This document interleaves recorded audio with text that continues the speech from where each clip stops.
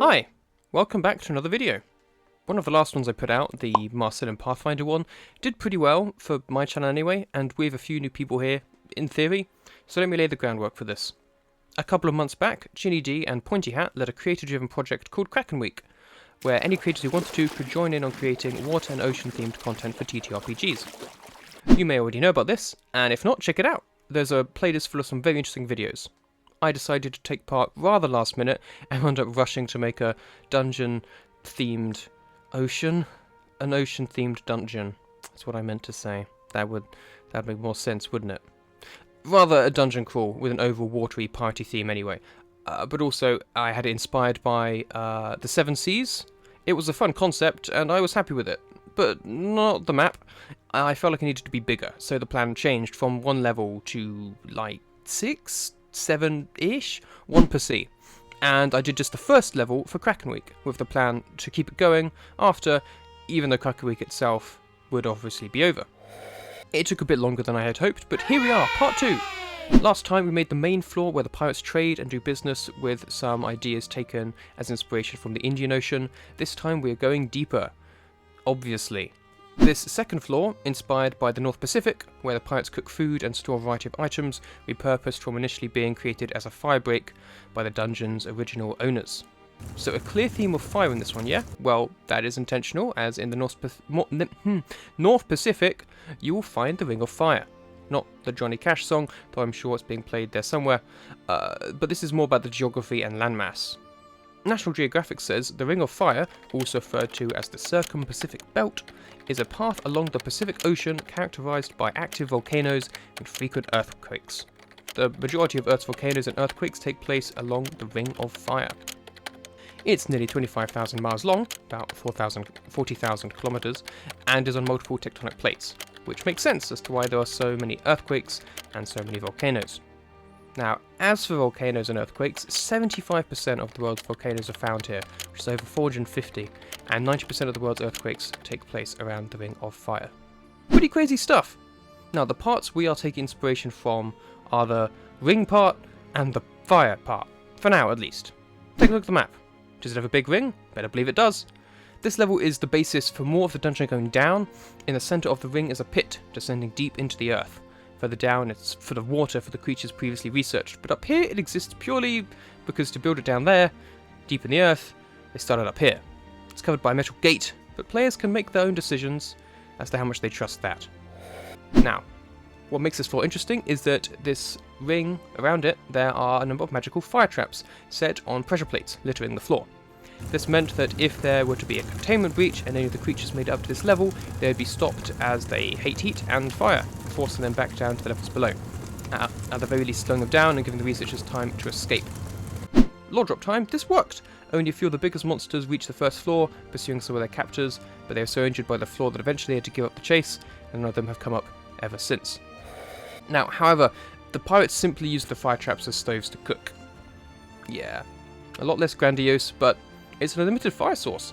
It also means this floor is very warm all the time from all the heat being generated in a confined area, and the party is at a disadvantage. The pirates know where the traps are and can fight and maneuver easily around them. The players cannot do it as easily. This, along with the more openness of this level and a few other surprises, should make this a very different kind of challenge to the previous floor. So let's take a look.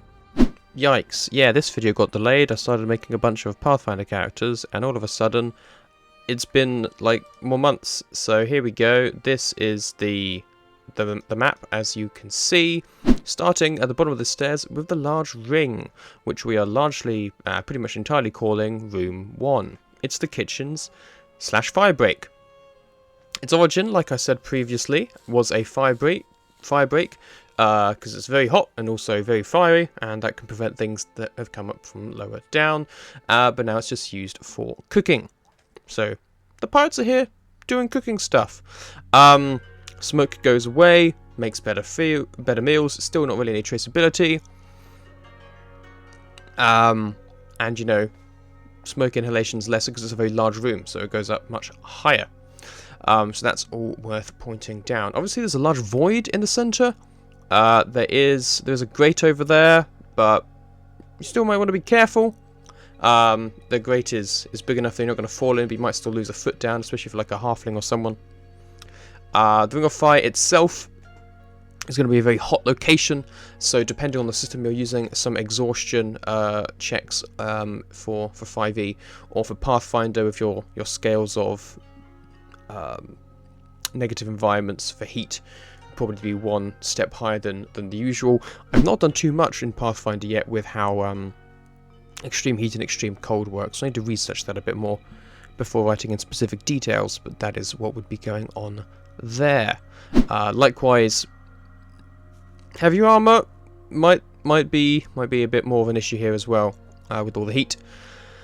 When the players get to this floor, if they do need to fight any of the pirates, whenever they're moving more than 10 feet, they will need to make a dexterity save during combat, or take fire damage. Again, numbers are going to vary depending on system to system, but it's not going to be a huge number. It's going to be probably a couple of d4, something like that. So that is going to cause damage, and if you are not careful, it's going to stack up. But if you're careful and play your cards right, will be much less significant, but also will be useful as an additional tool to potentially attack the pirates with if you can force them to step where they do not want to. The pirates, of course, know where the traps are. They are able to move in and out of them and duck and weave without much difficulty. The players do not know, so have to move at half movement, just essentially treating it as difficult terrain to try and carefully figure out where the steps that trigger the traps are. Otherwise, as we said, you've got to make that dex save, which arguably isn't super high. DC about 14, which means if you're going to be a rogue or someone like that, you might be able to go around and avoid a lot of the traps, which makes sense, because that's kind of a thing that rogues do. Or, you know, monks and rangers, other people light on their feet and useful for dealing with difficult terrain. Casters and more classic fighters maybe would have a little bit more trouble. The pirates will retreat to the stairs and head down to the next level when things aren't looking so good, and you can see the two sets of stairs on the left and right. They go down to the next floor. We're not going to talk about that right now. We're going to talk about the additional rooms first, as there are indeed a few of them. There's a couple connected to these firebreak that were at one point storage rooms for various things, just built in here because it's useful to have storage space. One of them is now a kitchen storeroom. You've got your kitchens right out there. Makes sense. It's where they've got all manner of spices and herbs, or herbs as you American people would say. And now it's just a vast stockroom for the kitchen outside. It's got sugars and spices. If you want to take them to the right place, you could probably get quite a lot of gold for them. The alchemist's chamber is on the other side. This is the bottom right room. And the door here is a bit further in because it's been blown up numerous times. You can kind of see from the shape, actually, when you approach it, that there's been multiple mishaps and explosions within the room, causing it to have been reinforced and remodeled over time. The inhabitant here also is not here of his own free will. The door is locked from the outside with a large metal bar. But inside there is indeed an alchemist. Now, beyond him, his story is still a bit of a mystery. I'm still working out exactly what role he has to play. But he does not want to be here and will happily leave if you let him out, or travel with you. He has some potions, but would really rather leave than go any deeper. At the top side, we have the Lieutenant's Lounge, which is a rather cosy room compared to most of the rest of the place. This room is gifted to the lieutenants by the captain and connected to all of their rooms. It's a space that a lot of them have spent considerable time and money decorating, and is where they will likely be found. The door into this room from the ring itself has been modified so it can only be opened from the inside. It would take quite a high strength check to break through it from the other side. And nothing in the room is of direct use to the party, though it is a cosy place for resting if they can fortify it. The rugs and cushions, once again, if you are going to try and take the stuff out, would be a few hundred gold. There's portraits, there's some good quality tobacco, things like that. Things that will make you gold if you consider to take them, but are going to take some time and significant logistical effort to sort out. Depending on how much noise the party have made, they may catch the lieutenants unaware, or they may not. That's another thing you'll have to judge for yourselves when your party comes in. If they've been fighting a combat just outside, odds are the lieutenants are going to either come and see what's happening, or be ready to spring an ambush as they come into their rooms. That's this on this side. You can see it connects to these 3 rooms over here. and these rooms are all the lieutenant's rooms, which we'll come to in a moment. On the other side, opposite where the alchemist's room is, we have the locked room. It's locked.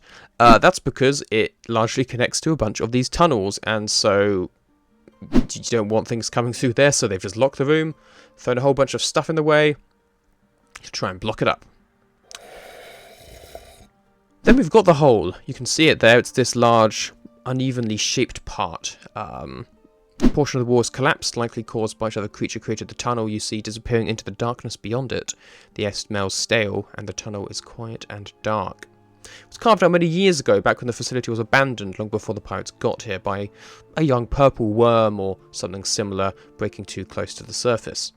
It burst through the wall and out into the chamber, triggering the fire break, which caused it to return the way it came and never come back. Tunnel today was briefly explored by pirates when they first discovered the facility, and unsurprisingly quickly abandoned. They discovered that it led down eventually towards the Underdark, or again, Underdark equivalent, and all manner of creatures could be found in them. More recently, some hooked horrors moved into a large chamber that had formed over time in a hole close to the facility wall. Initially, this of course led to confrontations with the pirates, but over time it became apparent that the creatures were only searching for food, and they would eat nearly anything. So the pirates would throw all food scraps from cooking down the tunnel, and this seems to have placated the hook horrors just fine. Of course, they will happily eat a party of adventurers too, though, if they stray too far into the tunnels. There are many tunnels to explore within the hole. The initial tunnel is littered with scraps of food and not much else, but it does lead to the chamber containing the family of hooked horrors, who will either be eating and resting, or potentially out here hunting further out in the tunnels in the Underdark. The other tunnels can be explored as well, and will slowly wind downwards and appear to get darker. Characters with any knowledge of, again, the Underdark or similar will quickly realise this is where they are headed, and it's unlikely to connect back to the facility, though you could use this as a plot hook for another adventure down the line. There are two tunnels that break this rule. One of them re-enters a facility, as you can see over here, and the other is marked with an X. This tunnel ends in a cave-in, and the skeleton of an unfortunate pirate can be found here. His body picked clean, but his 34 gold and 15 silver very much still present. When the party first enter the tunnels, on the roll of 1 or 2, the creatures are out of their nest of hunting in the tunnels beyond, giving them some easy pickings from the next, though otherwise the hooked horrors will be here. If you roll a 3, the hooked horrors will come back during the investigation of the nest. This will be a fun time. Hooked horrors are always interesting creatures to deal with. I had a friend run a game with some hooked horrors in once, and they could not hit for the life of them. Despite coming up multiple times, they never really landed a hit on us, and it was unfortunate for them, but quite funny for us. One of the hooked horrors is larger than the others as well, the matriarch of the hooked horrors. It's got a slightly enhanced stat block, and is a little bit more of a boss monster. And if she is killed first, the others will go into a frenzy and fight out until they are killed and not retreat in this instance. Whereas, if others are killed first, the matriarch may call a retreat and head back down into the Underdark. There's some bits and pieces to look for here in the nest if you want, though you might not want to, as it is covered in loads and loads of rotted food and putrid flesh and all the like, but there is some silver and copper if you really want it, and some nicer items, yeah, most importantly, a small iron key lodged between a couple of rocks with an unusual set of teeth, which looks very old. Back out of these weird tunnels then, and we have these study rooms. These were rooms used as additional rooms for the researchers that required less hands-on time with the specimens down below. They haven't been used or touched by the pirates, as they quickly realised they are connected to the cave systems, and the rooms on the opposite side all belong to the captain's lieutenants, and so they didn't need to bother with them anyway. 2 of the rooms on this side contain secret doors that are still functioning. The door on the central one is at this time broken, and all 3 have a passage to the lounge out the back. That's the ones on this side, not the ones on the other side. Like I said, those ones have not been used in a long time, but they did all originally hold the same purpose. So, who are our 4 lieutenants? Well, we have this room over here, which is the Cleaver's room. It belongs to the lieutenant known as Cleaver, a dwarf with a love of butchering, in the violent sense as well as the meat preparation one. He can usually be found in here in the mornings and in the lounge in the evenings, but he really can be wherever makes the most sense for you during your scenario. He loves a battle, he doesn't fear death, and if it's time, and he gets a good scrap out of it, so be it. He's got 2 deputies who are also butchers. They can be found with him preparing meat if he is away elsewhere. They like to fight almost as much as him and will fight with glee, though if both are reduced to less than half hit points, they will retreat to let the lieutenants in the lounge know. This is a fun room full of like exotic meats and bits and pieces like that. Some interesting meats here can be like a basilisk, something from a sea dragon, and a couple of tentacles from a kraken, which you may be able to identify with an arcana or a nature check. Obviously, there's also the secrets beyond. There's the secret door, which leads to the lounge, but it's used so frequently it is hardly secret at this point. We also, in the middle, have the twins' chambers. They are nearly never here, except to dress up or to sleep. One is a half-orc, the other a half-elf. They were both different to those around them, including each other, but they found some solace in the fact that before finding a place under the pirate flag, they were both different together. They fight excellently together and will fight to the death for the captain, who kind of took them in. The 2 sides of the room couldn't be more different. Both contains item worth a suitable amount of gold. There's a very black and red side on one, and the other side is full of creams and golds. One side belonging to a cleric, and the other side belonging to a not cleric. Warlock. Yeah, there you go. Yeah, their weapons are stored in chests in the room on either side, and both chests are locked and trapped in different ways. What other ways exactly? Well, we've still got to figure that out. And finally, we have the bookkeeper's office. Very important kind of person to have in any business, and piracy is a business. This is the person who keeps note on all of the treasure that has been gained, where it's going, and all of the likes. Less of a fighter, more of a writer, and will often be found either here, writing away on his parchment on his desk, or in the lounge, resting his hands from lots of writing and number crunching. Has a couple of bodyguards to keep him safe, but can cast a few spells if he needs to kind of get out of the way. So 3 quite different fights in here. You've got some mixed kind of casting and healing with the twin sisters, or the half-twin sister. I'm not quite sure how they work yet. And then you've got the butchers, who are just very angry and melee focused, and then this guy is much more sleight and magic and tries to get away mostly. And that's pretty much the second floor. At the back of it, we have got this large space here with a ladder that descends deeper. And this is a space that is not used too much. It's got some more crates and bits and bobs and odds and ends used by the pirates. That's just not found another place to be put yet. And maybe there is something else here that we've simply not added at this time, but in building a dungeon it always goes both ways, so it's quite possible that something on the next floor down may affect what happens back up here, so this may change. Watch this space. But otherwise, that is our dungeon. I know I've kind of rambled on a little bit, but I wanted to finally get this one done and just talk it through and talk it out. And it's fun. I like it. I like the shape. It's quite different. It's quite unique. I haven't done many things with a big circle, in part because that does make it kind of tricky to write for. Not to write for, but they can make combats quite complicated. Like even here, the circle is a bit large for like combats to occur. People moving around it, but I'm going to see how it works. We may have to scale it down potentially a little bit, but for now I'm pretty happy with it. I don't know when we're going to get to floor 3. Again, I've got all the floor list planned, but actually creating the dungeon and all that stuff takes a little bit more work, so we'll see. But for now, thank you for watching. I hope you found this floor interesting of the dungeon. Subscribe if you want to see the rest of it, and I'll see you in the next one. Goodbye.